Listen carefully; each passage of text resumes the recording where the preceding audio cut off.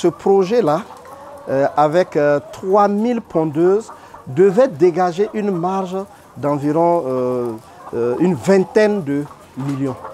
Mais à l'arrivée, je pense que c'est une perte d'environ 15 millions.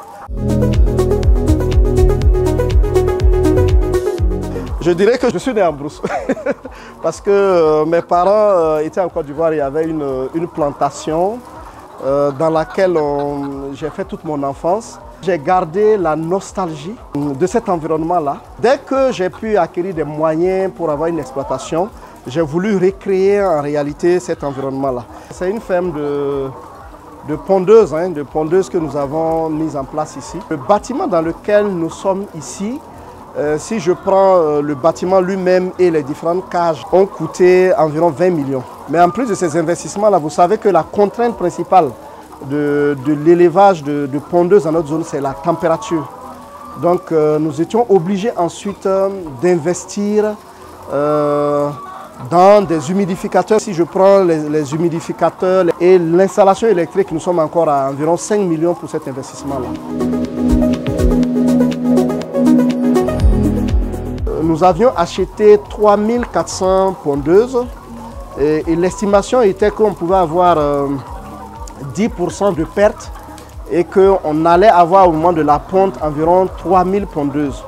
Malheureusement, à ce stade-là, je pense que nous avons perdu la moitié des poules que nous avons achetées. Depuis le début de la ponte, nous n'avons pas pu atteindre un taux de ponte de plus de 60%. Je dirais qu'on n'a pas pu rembourser le prix d'achat des pondeuses et on n'a pas également pu rembourser leur alimentation des 6 premiers mois compte tenu de la faiblesse de la ponte.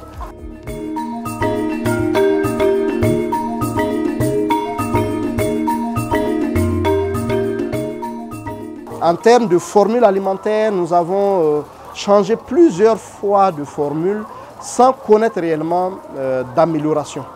Mais nous ne baissons pas les bras, nous ne décourageons pas. On sait que dans le domaine agricole, il y a de l'apprentissage. Je pense que nous sommes dans une phase d'apprentissage. Même si cette phase-là est assez douloureuse, vu l'importance des pertes.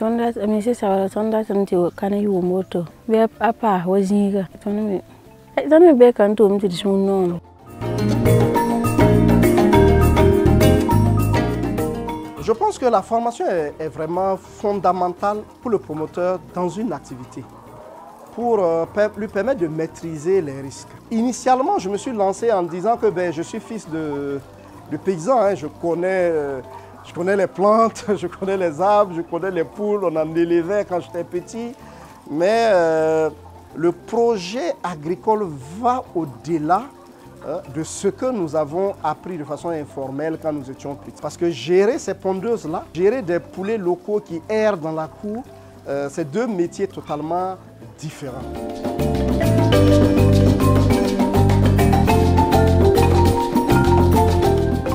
Certains disent que les conseils ne conseillent pas, que c'est les conséquences qui conseillent. Initialement, plusieurs personnes m'avaient dit de commencer petit. Mais j'avais tellement d'ambition sur cette ferme-là que je m'étais dit que j'allais quand même commencer à 3000 et que j'allais pouvoir m'entourer des compétences nécessaires pour ne pas échouer. Malheureusement, ça n'a pas été le cas.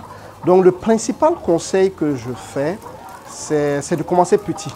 Mais si vous avez déjà mis toutes vos économies et tous vos fonds pour commencer à un niveau élevé, s'il y a un échec, vous risquez de ne pas vous relever.